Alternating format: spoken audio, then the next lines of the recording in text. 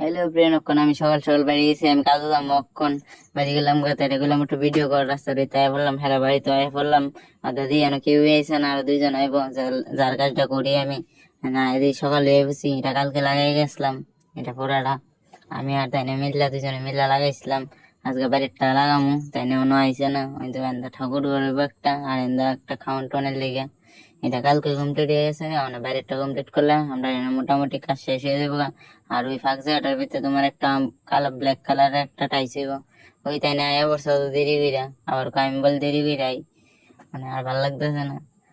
তাই রেডি করার লেগা তাই হেল্পারটা হয়েছে না, ওই ওখানে আইলো খালি হেল্পারটা হয়তো বালু টুলু মাখতেছে।